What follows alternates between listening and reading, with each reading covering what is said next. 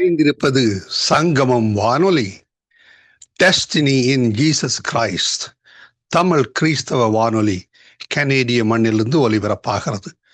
Mark 16:15, மத்தேயு 24:14 வசனத்தின்படி இயேசு சீசர்களை நோக்கி, நீங்கள் உலகெங்கும் போய் சர்வ சிருஷ்டிக்கும் சுவிசேஷத்தை பிரசங்கியுங்கள். ராஜ்யத்தினுடைய இந்த சுவிசேஷம் பூலோகமெங்குமுள்ள சகல ஜாதிகளுக்கும் சாட்சியாக பிரசங்கப்படும். அப்பொழுது முடிவு வரும் என்ற வசனத்தின்படி ஆத்துமாக்களை பரலோகத்தில் சங்கமிக்கும் வானொலி சங்கமம். சங்கமம் சங்கம். யோபு 31 அதிகாரம். என் கண்களோடு உடன்படிக்கை பண்ணின நான் ஒரு கன்னிகையின் மேல் நினைப்பாய் இருப்பதெப்படி? அப்பொழுது உன்னதங்களிலிருந்து தேவன் அளிக்கும் பங்கும் உன்னதத்திலிருந்து சர்வ வல்லவர் கொடுக்கும் சுதந்திரமும் கிடைக்குமோ? மாறுபாடானவனுக்கு ஆபத்தும் அக்கிரம செய்கைக்காரருக்கு ஆக்கினையும் அல்லவோ கிடைக்கும். அவர் என் வழிகளை பார்த்து என் நடைகளை எல்லாம் எண்ணுகிறார் அல்லவோ? நான் மாயையிலே நடந்தேனோ? என் கால் கபடு செய்ய தீவிரித்ததோ என்று சுமுத்திரையான தராசிலே தேவன் என்னை நிறுத்து என் உத்தமத்தை அறிவாராக. என் நடைகள் வழியை விட்டு விலகினதும் என் இருதயம் என் கண்களை பின் தொடர்ந்ததும் ஏதாயிலும் ஒரு மாசு என் கைகளில் ஒட்டி கொண்டதும் உண்டானால், அப்பொழுது நான் விதைத்ததை வேறொருவன் புசிப்பானாக. என் பயிர்கள் வேறற்று போக கடவது. என் மனம் யாதொரு ஸ்திரீயின் மேல் மயங்கி அயலானுடைய வாசலை நான் எட்டி பார்த்ததுண்டானால், அப்பொழுது என் மனைவி வேறொருவனுக்கு மாவரைப்பாளாக. வேற்று மனிதர் அவள் மேல் சாய்வார்களாக. அது தோஷம், அது நியாயாதிபதிகளால் விசாரிக்கப்படும் அக்கிரமம் ஆமே. அது பாதாள பரியந்தம் பட்சிக்கும் அக்கினியாய் என் சம்பத்தை எல்லாம் நிர்மூலமாக்கும். என் வேலைக்காரனானாலும் என் வேலைக்காரியானாலும் என்னோடு வழக்காடும் போது அவர்கள் நியாயத்தை நான் அசட்டை பண்ணி இருந்தால், தேவன் எழும்பும் போது நான் என்ன செய்வேன்? அவர் விசாரிக்கும் போது நான் அவருக்கு என்ன மறு உத்தரவு சொல்லுவேன்? தாயின் கற்பத்தில் என்னை உண்டு பண்ணினவர் அவனையும் உண்டு பண்ணினார் அல்லவோ? ஒரே விதமான கற்பத்தில் எங்களை உருவாக்கினார் அல்லவோ? எளியவர்கள் வாஞ்சித்ததை நான் கொடாதிருந்து விதவையின் கண்களை பூத்து போக பண்ணி, தாய் தகப்பன் இல்லாத பிள்ளை என் ஆகாரத்தில் சாப்பிடாமல் நான் ஒருவனாய் சாப்பிட்டதுண்டோ? என் சிறு வயது முதல் அவன் தகப்பனிடத்தில் வளர்வது போல என்னோடு வளர்ந்தான். நான் என் தாயின் கற்பத்திலே பிறந்தது முதல் அப்படிப்பட்டவர்களை கைலாகு கொடுத்து நடத்தினேன்.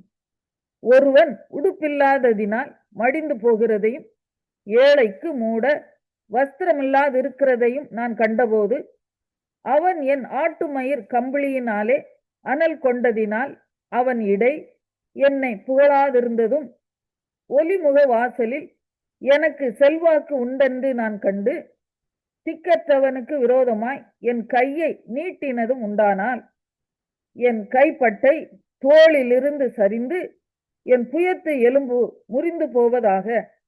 தேவன் ஆக்கினை இடுவார் என்றும் அவருடைய மகத்துவத்தை உத்தரிக்க கூடாது என்றும் எனக்கு பயங்கரமாய் இருந்தது.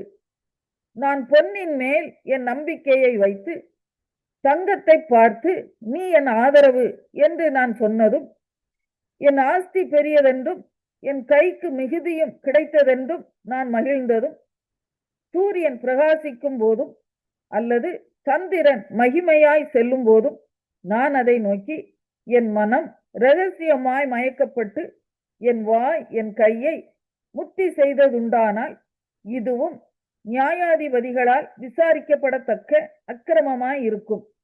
அதனால் உன்னதத்தில் இருக்கிற தேவனை மறுதலிப்பேனே. என் பகைஞனுடைய ஆபத்திலே நான் மகிழ்ந்து பொல்லாப்பு அவனுக்கு நேரிட்ட போது களி கூர்ந்திருந்தேனோ? அவன் ஜீவனுக்கு சாபத்தை கொடுக்கும்படி விரும்பி வாயினால் பாவம் செய்ய நான் இடம் கொடுக்கவில்லை. அவன் இனத்தார்களில் திருப்தியாகாதவனை காண்பிப்பவன் யார் என்று என் கூடாரத்தின் மனுஷர் சொல்லார்களோ? பரதேசி வீதியிலே ரா தங்கினதில்லை. வழிபோக்கனுக்கு என் வாசல்களை திறந்தேன். நான் ஆதாமை போல என் மீறுதல்களை மூடி என் அக்கிரமத்தை என் மடியிலே ஒளித்து வைத்தேனோ? திரளான என் கூட்டத்துக்கு நான் பயந்ததினாலாவது, இனத்தார் ஜனத்தார் பண்ணும் இகழ்ச்சி என்னை திடுக்கிட பண்ணினதினாலாவது நான் பேசாதிருந்து வாசற்படியை விட்டு புறப்படாதிருந்தேனோ? என் வழக்கை கேட்கிறவன் ஒருவன் இருந்தால் நலமாயிருக்கும். இதோ சர்வ வல்லவர் எனக்கு உத்தரவு அருளி செய்யவும் என் எதிராளி தன் வழக்கை எழுதி கொடுக்கவும் எனக்கு விருப்பம் உண்டு. அதை நான் என் தோளின் மேல் வைத்து எனக்கு கிரீடமாக தரித்து கொள்வேனே. அவனுக்கு நான் என் நடைகளை தொகை தொகையாய் காண்பித்து ஒரு பிரபுவை போல அவனிடத்தில் போவேன். எனக்கு விரோதமாக என் காணி பூமி கூப்பிடுகிறதும் அதன் படைச்சால்கள் கூட அழுகிறதும், கூலி கொடாமல் நான் அதன் பலனை புசித்து பயிரிட்டவர்களின் ஆத்துமாவை உபத்திரவப்படுத்தினதும் உண்டானால், அதில் கோதுமைக்கு பதிலாக முள்ளும் கோதுமைக்கு பதிலாக களையும் முளைக்க கடவுது என்றான். யோபு 32ஆம் அதிகாரம். யோபு தன் பார்வைக்கு நீதிமானாய் இருந்தபடியினால் அவனுக்கு அந்த 3 மனுஷரும் பிரதியுத்தரம் சொல்லி ஓய்ந்தார்கள். அதனால் ராமின் வம்சத்தானான கூசியனாகிய பரகேலின் குமாரன் எலிகூவுக்கு கோபம் உண்டது. யோபு தேவனை பார்க்கிலும் தன்னை தான் நீதிமானாக்கினது நிமித்தம் அவன் மேலும் அவனுக்கு கோபம் உண்டது.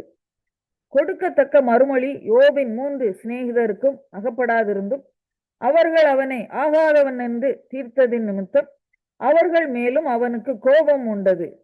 அவர்கள் தன்னை பார்க்கிலும் வயது சென்றவர்களானபடியினால் எலிஹூ யோபின் வார்த்தைகள் முடிந்து தீரும் மட்டும் காத்திருந்தான். அந்த 3 மனுஷரின் வாயிலும் மறு உத்தரவு பிறக்கவில்லை என்று எலிஹூ கண்டபோது அவனுக்கு கோபம் உண்டது. ஆதலால் பரகேலின் குமாரன் எலிஹூ என்னும் கூசியன் பிரதியுத்தரமாக, நான் இள வயதுள்ளவன், நீங்களோ விருத்தாப்பியர். ஆகையால் நான் அஞ்சி என் அபிப்பிராயத்தை உங்களுக்கு முன்பாக வெளிப்படுத்த பயந்திருந்தேன். முதியோர் பேசட்டும், வயது சென்றவர்கள் ஞானத்தை அறிவிக்கட்டும் என்றிருந்தேன். ஆனாலும் மனுஷரில் ஒரு ஆவி உண்டு, சர்வ வல்லவருடைய சுவாசமே அவர்களை உணர்வுள்ளவர்கள் ஆக்கும். பெரியோரெல்லாம் ஞானிகள் அல்ல, முதியோரெல்லாம் நீதியை அறிந்தவர்களும் அல்ல. ஆகையால் எனக்கு செவி கொடுங்கள், நானும் என் அபிப்பிராயத்தை வெளிப்படுத்துவேன் என்றேன். இதோ உங்கள் வசனங்கள் முடியும் மட்டும் காத்திருந்தேன். நீங்கள் சொல்லத்தக்கதை ஆராய்ந்து தேடும் மட்டும் உங்கள் நியாயங்களுக்கு செவி கொடுத்தேன். நான் உங்கள் சொல்லை கவனித்தேன். ஆனாலும் இதோ உங்களில் யோபுக்கு நியாயத்தை தெரிய காட்டி அவருடைய வசனங்களுக்கு ஏற்ற பிரதியுத்தரம் சொல்லுகிறவன் இல்லை. ஞானத்தை கண்டுபிடித்தோம் என்று நீங்கள் சொல்லாதபடி பாருங்கள். மனுஷன் அல்ல, தேவனே அவரை ஜெயம் கொள்ள வேண்டும்.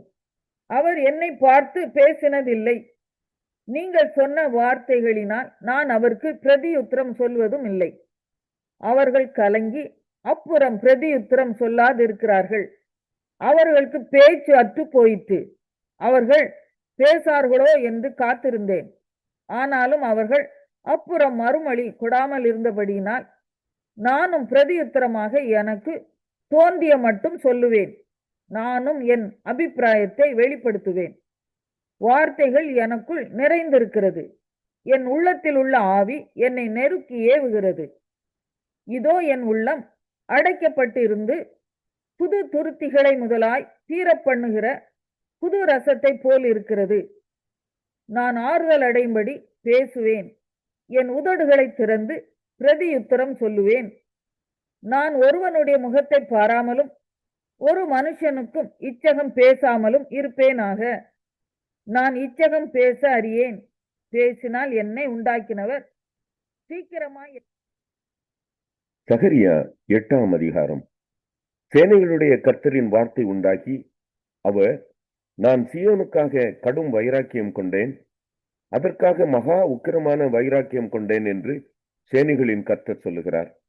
நான் சீயோனிடத்தில் திரும்பி எருசலேமின் நடுவிலே வாசம் பண்ணுவேன்.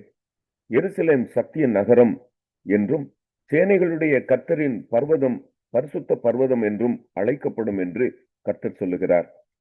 திரும்பவும் எருசலேமின் வீதிகளில் முதிர் வயதினாலே தங்கள் கைகளில் கோலை பிடித்து நடக்கிற கிழவரும் கிழவிகளும் குடியிருப்பார்கள்.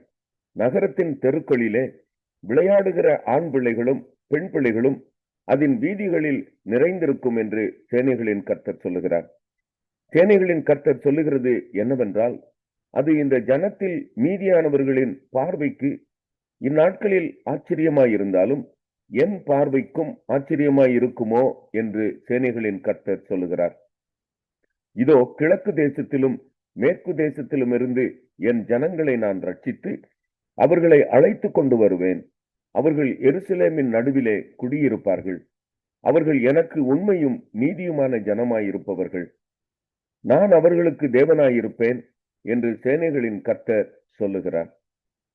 சேனைகளுடைய கர்த்தரின் வீடாகிய ஆலயம் கட்டப்படும்படிக்கு அதன் அஸ்திபாரங்கள் போடப்பட்ட நாள் முதற்கொண்டிருக்கிற தீர்க்கதரிசிகளின் வாயினால் இந்த வார்த்தைகளை இந்நாட்களில் கேட்டு வருகிறவர்களே, உங்கள் கைகள் திடப்பட கடவது என்று சேனைகளின் கர்த்தர் சொல்லுகிறார்.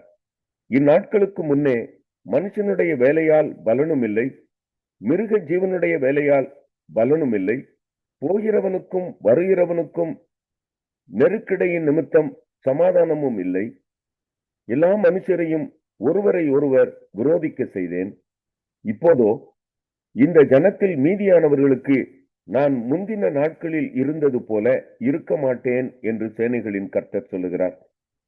விதைப்பு சமாதானம் உள்ளதாயிருக்கும், திராட்சை செடி தன் கனியை தரும், பூமி தன் பலனை தரும், வானம் தன் பனியை தரும். இந்த ஜனத்தில் மீதியானவர்கள் இதையெல்லாம் சுதந்தரிக்க கட்டளையிடுவேன். சம்பவிப்பது என்னவென்றால், யூதா வம்சத்தாரே, இஸ்ரவேல் வம்சத்தாரே, நீங்கள் புறஜாதிகளுக்குள்ளே சாபமாய் இருந்தது போலவே ஆசீர்வாதமாய் இருக்கும்படி நான் உங்களை ரட்சிப்பேன். பயப்படாதேயுங்கள், உங்கள் கைகள் திடப்பட கடவது. சேனைகளின் கர்த்தர் சொல்லுகிறது என்னவென்றால், உங்கள் பிதாக்கள் எனக்கு கோபம் மூட்டின போது நான் உங்களை தண்டிக்க நினைத்து மனம் மாறாமல் இருந்தது போல இந்நாட்களில் எருசலேமுக்கும் யூதாவுக்கும் நன்மை செய்யும்படி திரும்ப நினைத்தேன். பயப்படாதேயுங்கள். நீங்கள் செய்ய வேண்டிய காரியங்கள் என்னவென்றால், அவனவன் பிறனோட உண்மையை பேசுங்கள். உங்கள் வாசல்களில் சத்தியத்துக்கும் சமாதானத்துக்கும் ஏற்க நியாயம் தீருங்கள். ஒருவனும் பிறனுக்கு விரோதமாய் தன் இருதயத்தில் தீங்கு நினையாமலும் பொய்யானையின் மேல் பிரியப்படாமலும் இருங்கள்.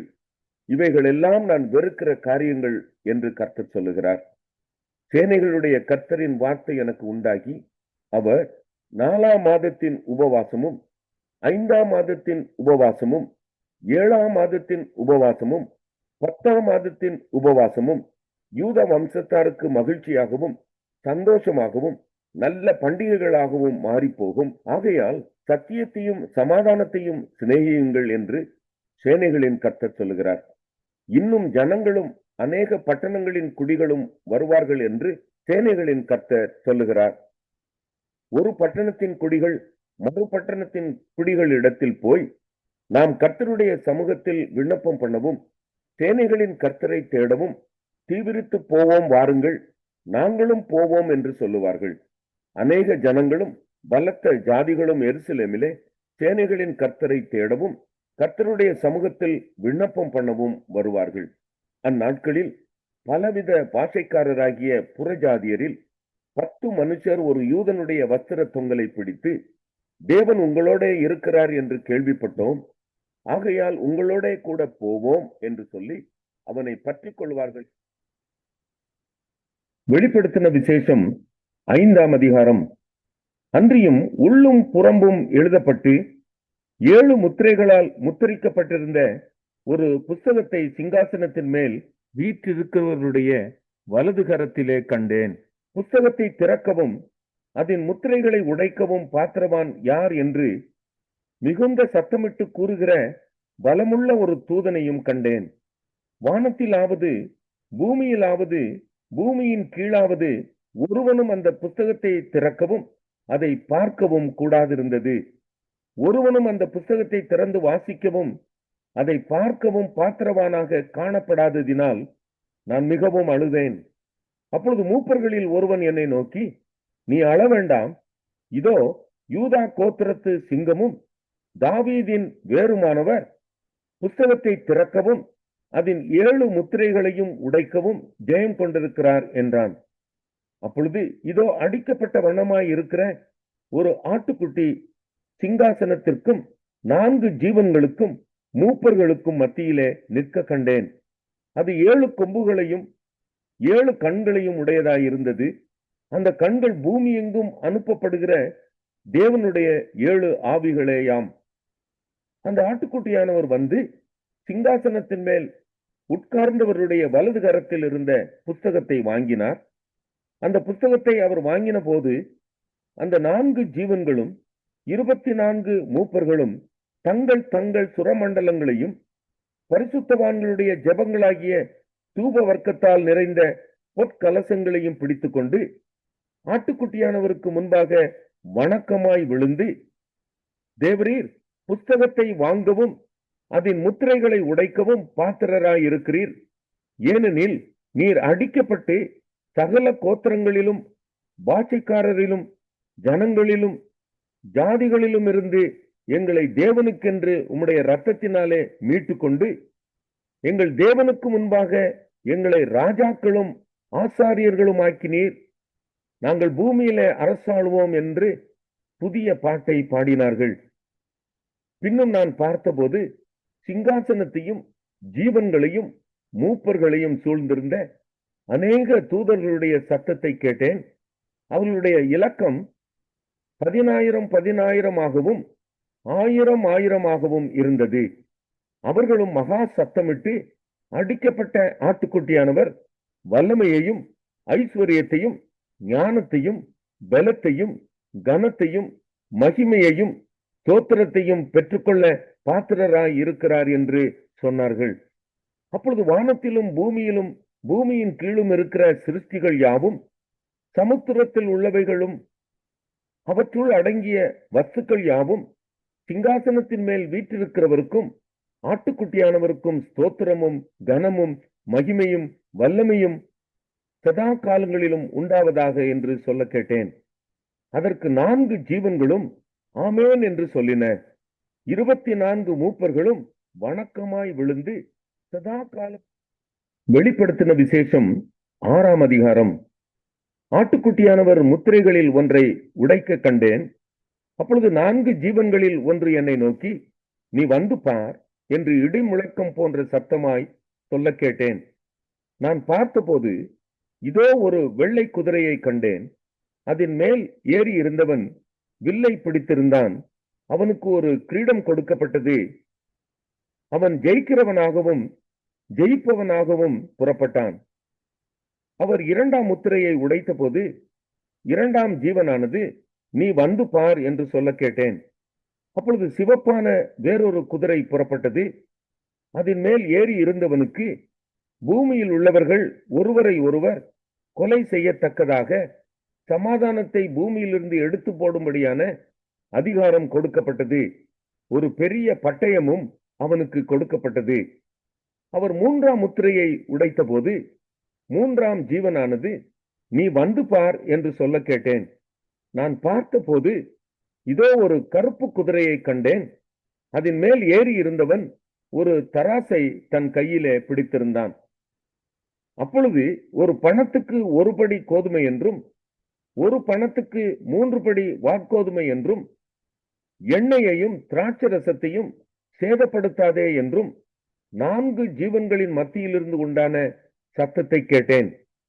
அவர் 4ஆம் முத்திரையை உடைத்த போது 4ஆம் ஜீவனானது, நீ வந்து பார் என்று சொல்லும் சத்தத்தை கேட்டேன். நான் பார்த்தபோது இதோ மங்கின நிறமுள்ள ஒரு குதிரையை கண்டேன். அதன் மேல் ஏறி இருந்தவனுக்கு மரணம் என்று பெயர். பாதாளம் அவன் பின் சென்றது. பட்டயத்தினாலும் பஞ்சத்தினாலும் சாவினாலும் பூமியின் துஷ்ட மிருகங்களினாலும் பூமியின் காற்பங்கில் உள்ளவர்களை கொலை செய்யும்படியான அதிகாரம் அவைகளுக்கு கொடுக்கப்பட்டது. அவர் 5ஆம் முத்திரையை உடைத்தபோது தேவ வசனத்தின் நிமித்தமும் தாங்கள் கொடுத்த சாட்சியின் நிமித்தமும் கொல்லப்பட்டவர்களுடைய ஆத்துமாக்களை பலிபீடத்தின் கீழே கண்டேன். அவர்கள் பரிசுத்தமும் சத்தியமும் உள்ள ஆண்டவரே, தேவரீர் பூமியின் மேல் குடியிருக்கிறவர்களிடத்தில் எங்கள் இரத்தத்தை குறித்து எதுவரைக்கும் நியாய தீர்ப்பு செய்யாமலும் பழி வாங்காமலும் இருப்பீர் என்று மகா சத்தமிட்டு கூப்பிட்டார்கள். அப்பொழுது அவர்கள் ஒவ்வொருவருக்கும் வெள்ளை அங்கிகள் கொடுக்கப்பட்டது. அன்றியும் அவர்கள் தங்களைப் போல கொலை செய்யப்பட போகிறவர்களாகிய தங்கள் உடன் பணிவிடைக்காரரும் தங்கள் சகோதரருமானவர்களின் தொகை நிறைவாகும் அளவும் இன்னும் கொஞ்ச காலம் இளைப்பாற வேண்டும் என்று அவர்களுக்கு சொல்லப்பட்டது. அவர் 6ஆம் முத்திரையை உடைக்க கண்டேன். இதோ பூமி மிகவும் அதிர்ந்தது. சூரியன் கருப்பு கம்பளியைப் போல கருத்தது. சந்திரன் இரத்தம் போலாயிற்று. அத்தி மரமானது பெருங்காற்றினால் அசைக்கப்படும் போது அதன் காய்கள் உதிர்கிறது போல வானத்தின் நட்சத்திரங்களும் பூமியிலே விழுந்தது. வானமும் சுருட்டப்பட்ட புஸ்தகம் போலாகி விலகி போயிற்று. மலைகள் தீவுகள் யாவும் தங்கள் இடங்களை விட்டு அகன்று போயின. பூமியின் ராஜாக்களும் பெரியோர்களும் ஐஸ்வர்யவான்களும் சேனை தலைவர்களும் பலவான்களும் அடிமைகள் யாவரும் சுயாதீனர் யாவரும் பர்வதங்களின் குகைகளிலும் கண்மலைகளிலும் ஒளித்துக் கொண்டு பர்வதங்களையும் கண்மலைகளையும் நோக்கி, நீங்கள் எங்கள் மேல் விழுந்து சிங்காசனத்தின் மேல் வீற்றிருக்கிறவருடைய முகத்திற்கும் ஆட்டுக்குட்டியானவருடைய கோபத்திற்கும் எங்களை மறைத்துக் கொள்ளுங்கள். அவருடைய கோபாக்கினையின் மகா நாள் வந்துவிட்டது